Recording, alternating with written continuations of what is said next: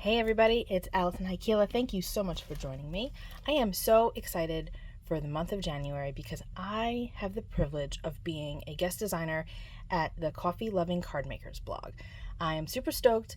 I've been playing along with the big blog hops that they have twice a year for a number of years now, and I'm so excited to be a guest. So for the entire month of January, my weekly Friday videos here on YouTube and my posts on my blog are all going to be coffee, tea, hot cocoa related. So I hope that you'll join me for all 4 of those posts and videos. And if coffee and tea and cocoa aren't really your thing, that's okay, because you know that I love to share different techniques. So I hope that you'll learn something along the way, even if the theme isn't necessarily your style. I'd like to give a really big thank you to Amy for inviting me to join them for the month. And I'm excited to show you what we're going to make. So I have a bunch of products here from different companies, and these are all super sponsors for their major Coffee Loving Cardmakers blog hop that they have, again, seasonally. They do one in spring, summer, and then they do one for fall, winter. So I have the Mmmmm Coffee stencil from A Colorful Life Designs. I have the coffee bean background from Rubbernecker, who is going to be rebranding soon to Brass and Bliss. So you won't be seeing Rubbernecker anymore. It'll be Brass and Bliss. But I actually won this from one of the Coffee Lovers hops, which is super exciting. And then I have Thanks a Latte from Fawn and the Cappuccino Delight Kaleidacolor from Imagine. I actually just finished a cappuccino just now before I started filming, and it was delicious. So that's why I wanted to use this, because it's like, oh, let's just continue with that cappuccino theme. Okay, so we're going to start off with the mug that we're going to use. I have a piece of cardstock that is Copic friendly. I have my Misty. And I'm going to get this so that you can see what I'm doing. Line this up in here. And now we're going to use the large mug.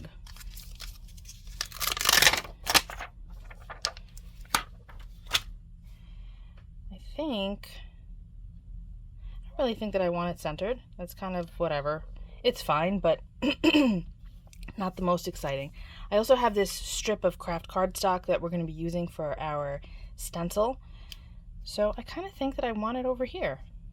I think that's a good spot. Gives us plenty of room for our sentiment strip if I decide to continue to go in that direction. But I think that's cute. Okay. Close the door. Grab my ink. I'm going to use Tuxedo Black Memento because that is Copic friendly. It would be helpful if I put my magnet in, right?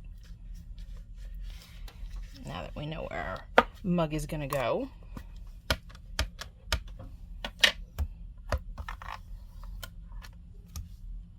One more. I think my ink pad is starting to dry up a little bit, so we're going to do it twice. I apologize if you hear my dog freaking out. I think the neighbor just got home. And she loves to go outside and bark at them when they get home. Okay, so we've got our mug there. And now we're going to use the background stamp from Rubbernecker. Again, they're going to be rebranding to Brass and Bliss. The Cappuccino hasn't really started working yet. So I have a mask, and you can see that I've used this mask many times with that background stamp because it's fabulous. So what we need to do, because it's a rubber stamp, we need to take out our mouse pad. So I'm going to just leave this off to the side. I've got my fantastic background stamp. I really love this stamp. It's so great. It fills a whole card front too, which is awesome. Okay, so we're going to, you know what? I'm going to actually move this because I want to make sure that I get the entire thing.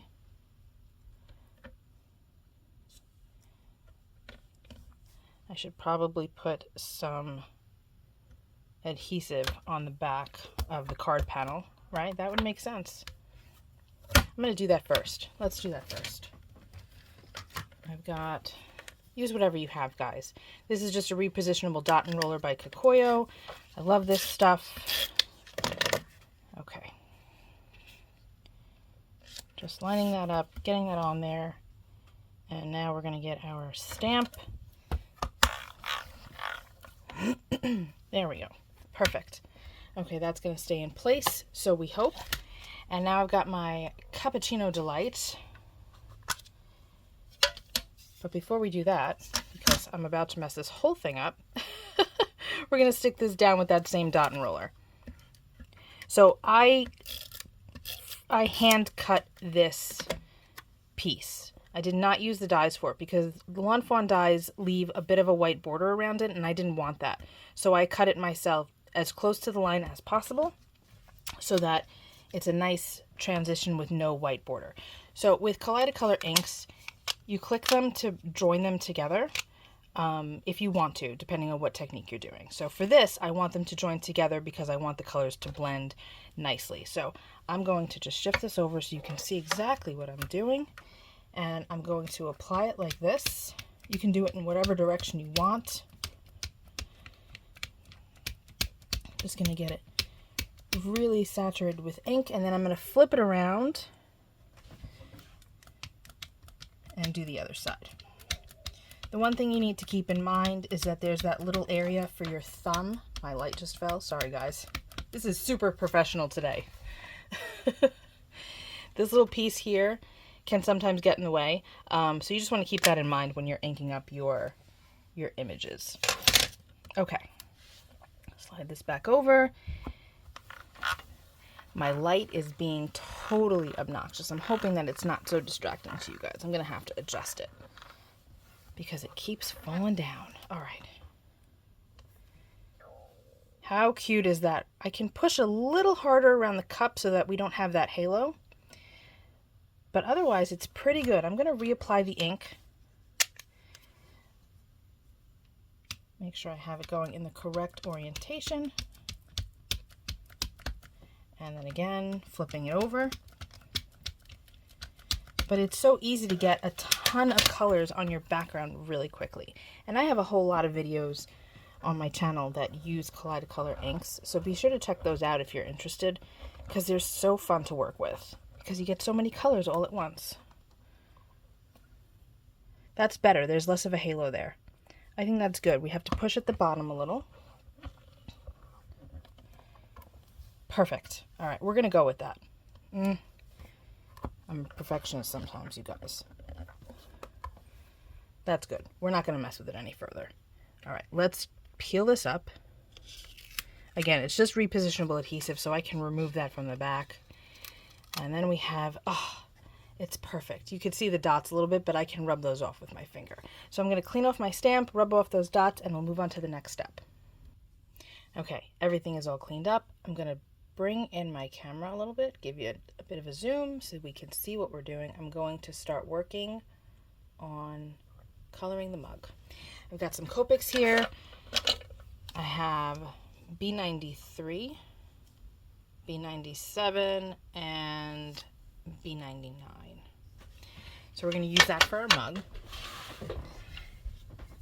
Oh, you know what I need to do? I need to add our little line inside for our coffee. I'll do that after. Let's start the coloring.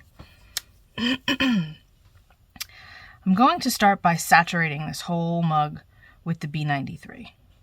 There are many different ways to use markers, not just Copics, but any kind of marker that you may have. So just because I'm showing you one way in this video does not mean it's the only way to do things. Experiment with different styles. There are many different tutorials out there. I use different techniques depending on what I'm in the mood for at the time.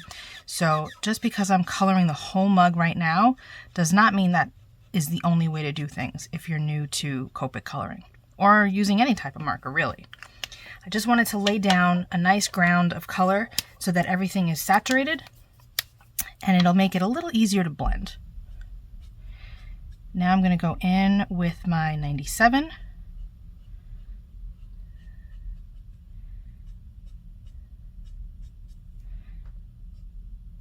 And I'm just going to kind of give it a little swoop. We want to make it look like the mug is round. And I'm going to add a couple of little flicks here. Nothing too crazy yet. We're going to go back in and blend some more. We don't want to connect with that lighter blue though. Okay, now I'm going to go in with my 99. Not as far as the 97 because we don't want to lose that color. I'm going to get the handle in a moment. And again, just kind of swooping around. I'm doing this kind of action just to make the mug appear as though it's round. Now the handle's a little different because it's a different shape. I'm going to color in the inside a little bit there. And now I'm going to go back with my 97 and just blend that out. And then, I'm going to do the handle a little bit. And then again with the 93.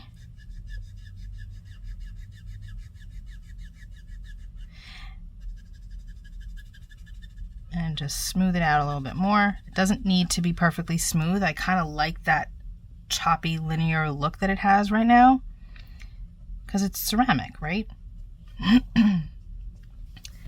Adding a little bit to the top. This is going to remove a little bit of that darker color, which is exactly what I want because I didn't really leave a very good highlight here. And you'll see once it dries down that it lightens up a bit, and that'll be fine. Now I need to grab my stamp set again and add that line inside so that we can add our coffee. There are a few different things you can add, like liquids, to the inside of your cups, but we're going to just go with this line. So I've got it on my block. I've got my Memento again because we are coloring with Copics, and this is Copic friendly. And I'm going to say a little prayer that this is going to line up well. Perfect. Cute. So we have a little bit of a rim there, and we can leave that white or color it with the same shades of blue that we used. I might leave it white. I'm not sure. I'm going to color the brown first for the coffee and then decide. Okay, so now I have E47 and E49.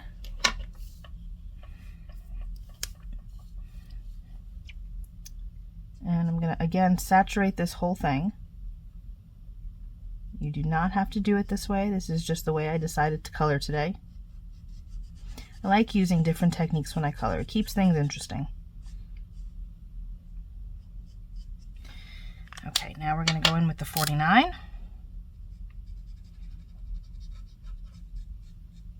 Make the back darker and the front darker. And just kind of wiggle it in. I'm not really flicking this time because it's a liquid. It doesn't have like those sharp edges. That's a nice dark coffee. I think we are going to color that back. I think that'll be fine. Let's start with our 93 again. I was planning on leaving it white, but I think in this case it's going to look better with it colored in. Coloring that whole rim. Next is the 97. I'm going to go close to that center, but not actually touching. Again, this is going to give it a rounded effect. And this is so skinny, you don't really need to go crazy with this part. We just want to make sure that all of the colors that we used in the main part of the mug are represented here. And that's it.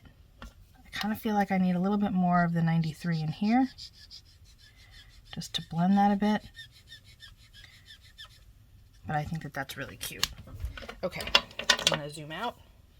Sorry that that wasn't centered, guys. It's hard for me to see my camera when I'm sitting at my desk coloring. Okay, now we have our sentiment strip that we're going to be using down here. And what I've decided to do with that, if I can find the stencil, here we go. So we've got this Mmmmm Coffee from A Colorful Life Designs, and what I decided I wanted to do was have the coffee on the bottom here, and then have the go all the way across. So I'm going to leave out that period. I'll probably start with this one, just so that it's got that capital, and then we'll put the coffee below that, right? So it's elongated, but not quite so blocky. So I'm going to use the Kaleidacolor again. I'm going to use the darkest shade of brown for this. And at this point, I don't need to click my inks together because I'm only going to be using one of the colors. And I've got my Cottontail blending brush from Rabbit Hole Designs. And we're going to put this on here like this. I'm going to tape this in place.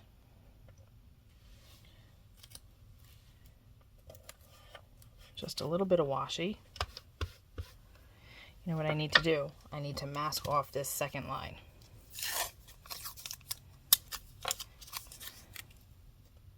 There we go. Okay.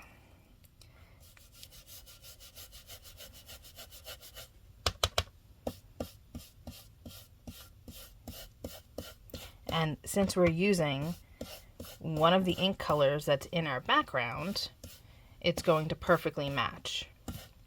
Instead of me grabbing like a different brown from a different brand or whatever. A little bit more.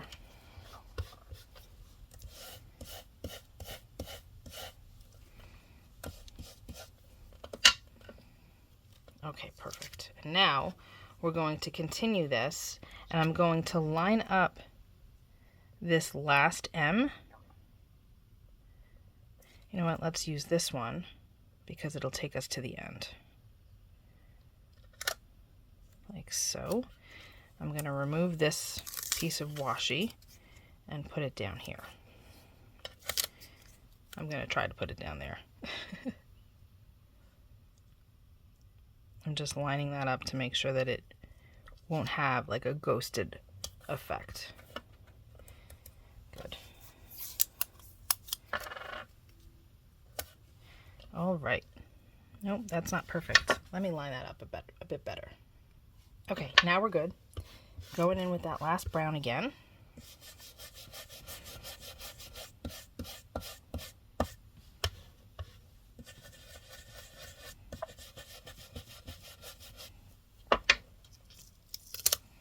Perfect.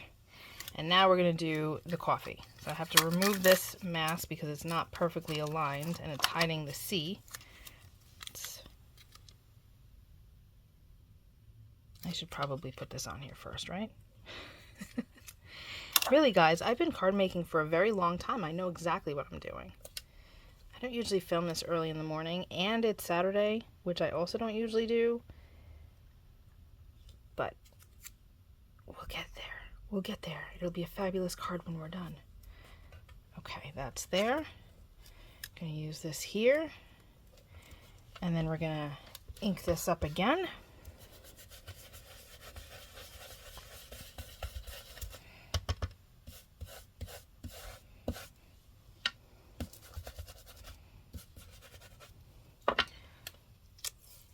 Cute. And I have a botch. Okay. That's all right. A little bit of ink below. We're just going to use the mono sanding eraser from Tombow and just kind of rub that out. Much better. All right. Let's see what this looks like.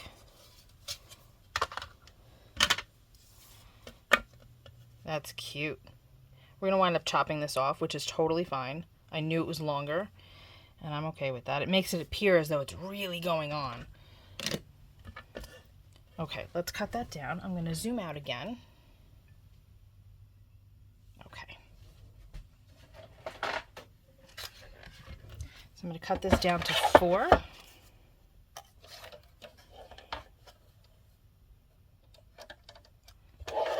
Sorry, it's a little off screen. I can't fit my cutter the way my rig is set up. Okay. I like it. I think it's really cute. Let's get some glue and stick that down. And I think I want to add some sequins or something. And then, of course, we have to do something to embellish our card base. If you're new here, I don't tend to leave my card bases white. I do sometimes, but more often than not, I add color or splatter or something to it to make it a little bit more interesting. So here's our card base. We definitely need to make it brown. Don't you think? I think so. This is crooked. There we go. Better. Okay, let's get some brown. We'll use the Kaleidacolor again. I think this time we're going to use this second to last color. And we'll wind up getting some of the other browns that are on either side of it on here probably, but that's okay. Is that too red? It's a little too red. We're going to go with the darker one. Just going to go right on top of it. And if there's some of the other color showing, that's okay.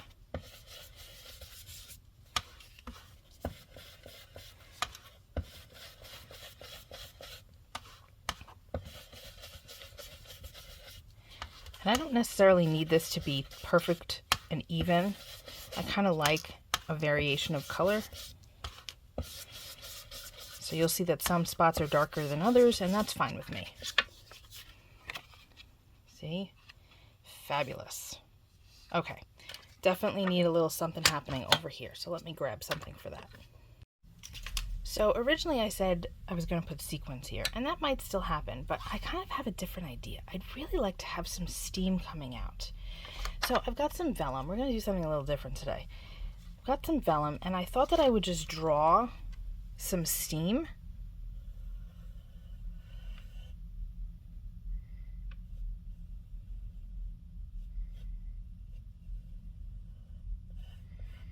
And just see how that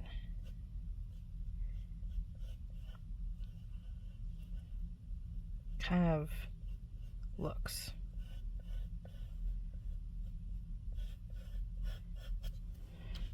It's hard to see at the moment, but I think I'm going to go with that. I'm going to refine it a little bit, and then I think that that's going to be the fun way to go instead of having sequins. So you can see it here, that's just rough. So I'll refine it and then we can cut it out. Okay, I refined it and I added another swirl, like another tendril. So that looks kind of steamy, right?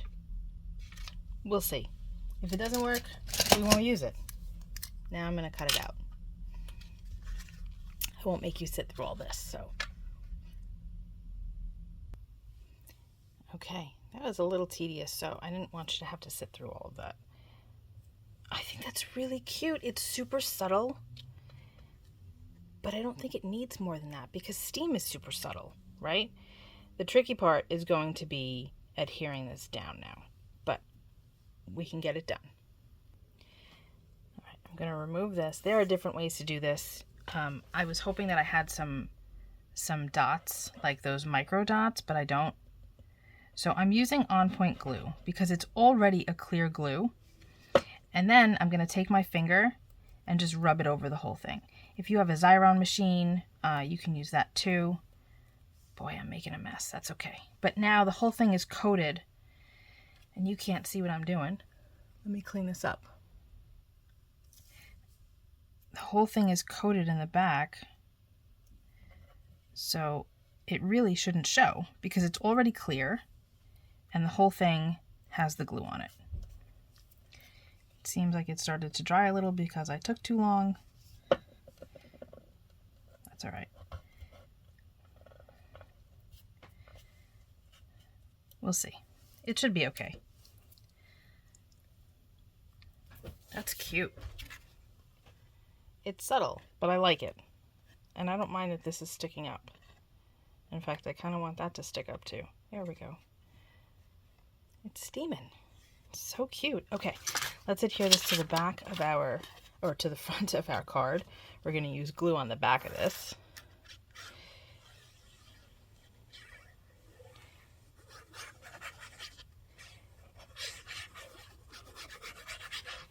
Okay. And now we're going to stick this down. I hope you enjoyed this video, you guys. If you're new here, welcome. If you're returning, thank you for coming back. I hope that you'll join me for the rest of the month with all of these fun coffee, tea, and cocoa videos I'll be making. I don't know what I'm going to be making for next week, but I can assure you it'll be filled with different techniques and fun products. And again, thank you so much to Amy for inviting me to be a guest at the Coffee Loving Cardmakers blog. Again, I hope that you'll come back, and I'll see you all really soon. If you have questions, leave them in the comments. I will have all of the links for the products that I use listed below. If you go shop at A Colorful Life Designs, you can use the code ALFAN10 for 10% off. And that's it for me right now. I'll see you guys real soon. Be well, stay safe, peace out.